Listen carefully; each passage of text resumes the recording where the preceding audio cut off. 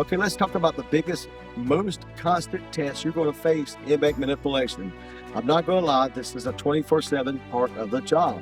Inmates have nothing but time, and a lot of them spend that time studying you, the officer in the dorm.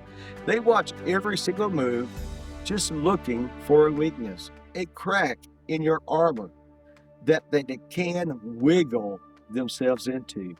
It always starts off small. They learn your last name. Maybe they're overhear you talking about your favorite team. And then comes the compliment. Officer, you're not like the others. You're fair. You actually listen. They're grooming you. They're trying to make you feel special, to drive a wedge between you and your partners. They might ask about your kids, your car, your problems at home, anything to find a hook. They're looking for the officer who feels lonely or has low self-esteem, because that person they can use. They could break down and use that person. Let me be crystal clear. This is not friendship. It's a setup. As soon as they make what feels like a connection, the request starts. Hey, can you just mail this letter for me? Can you look the other way just this once? It always seems small, but the second you cross that line, they own you. The one small favor becomes blackmail to you, and it gets you to do bigger things. You know, we read the headlines about officers getting involved with inmates and bringing in contraband. It's never ever starts there. It starts with a conversation, a small compromise, a line that gets blurry. Your only defense is to be a brick wall. This doesn't mean you have to be cruel. It means being unshakable professionally. And inmates ask you a personal question, shut it down. My personal life is not your concern. What do you need, inmate? They compliment you. Give them nothing back. A blank look, a nod. You are Officer Smith, not Jane, not Sweetie. You are an officer. And there is a bright, solid line between you and them. Be firm, be fair, be consistent. That is going to be your shield, and that's going to always be your shield. There are no lone wolves in corrections. If you have that mentality, you need to find another job right now. Your partner is your lifeline, the person standing next to you in the officer station, male, female, your best friend, or someone you can't stand wearing the same uniform. You have to have each other's back in this career, period. You have to learn the trust of your coworkers so they know without a single doubt that you'll be there when it all goes sideways. And never, ever be too proud to call for backup. I don't care how simple a situation looks. Ego and pride are what gets officers hurt. Calling for another officer isn't a sign of weakness. It's a sign that you're smart. It tells me that you're looking and thinking about 5 steps ahead and putting safety over your ego. That's the partner I want watching my back. I never forget about routine cell shakedown. The inmates was being calm. Everything seems fine, but something in my gut just kept feeling off. I could have handled it alone, but I called a partner. We went in together because there were 2 of us. One could watch the inmate, while the other searched the area. And sure, tucked away in a corner, we found a chev, a sharpened piece of metal. That sharpened piece of metal could have easily ended up in my ribs if I'd gone in alone with my attention divided. Listen, you can't put a price on that feeling of relief. You can't. Knowing my partner was there, always trust your gut. Always make the call.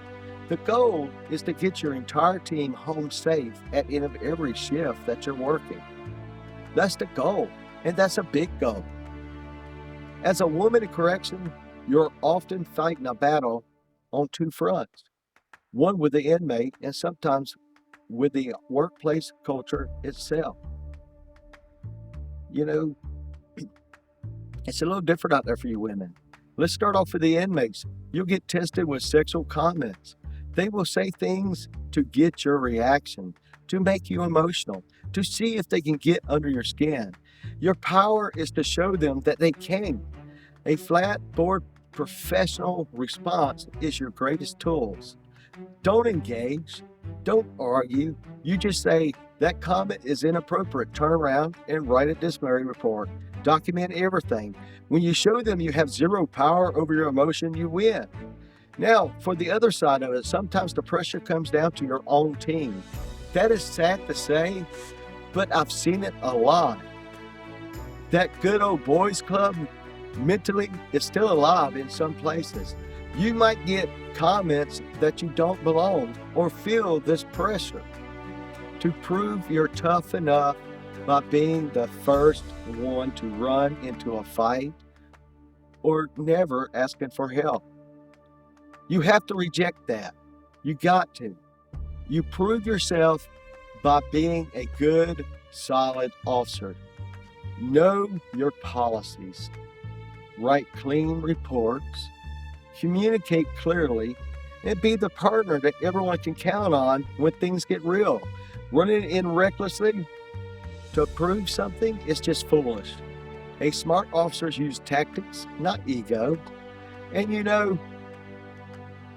it is okay to be scared. Fear keeps you sharp. Complacency is what gets you hurt. I want to repeat that. Complacency is what gets you hurt. And if you ever face harassment from a coworker, that is not just part of the job. That is unacceptable. Know your agency's policies. Document every single incident. Report it up to your chain. You earn your spot on this floor just like everyone else. And you deserve to be treated with respect. Male, female, everybody should be treated the same. And at the end of the day, success behind the walls comes down to a few key things: command presence, ironclad boundaries, teamwork, and above all, consistency. You have to be the same officer every single day. Inmates need to know exactly what to expect from you. If you're firm, fair, and professional on Monday, you better be the same exact officer on Friday. That reputation for consistency is what will keep you safe behind those gates. This is a tough job, no doubt. It will test you mentally, physically, and emotionally. But it also can be a rewarding job. You are the thin line between order and chaos. Your gender has absolutely nothing to do with your ability to be a great correctional officer. Your character, your training, your mindset, the standards are the same for everybody. And your safety is always the number one thing. Safety always comes first for you and your coworker. You have what it takes. And don't let no one else tell you anything different. I want you to stay smart, stay safe, and trust your training. If you're in this career or just thinking about it, what is your biggest question? What are your most biggest concerns about being a correctional officer as a female? Drop it in the comments below. I'll read all of them. And if you got something out of this real talk, do me a favor. Subscribe to the channel. Like it. Share it with your coworkers. We need to grow this channel and help each other out. We're one team and one united. That's one great thin line. And thank you for watching.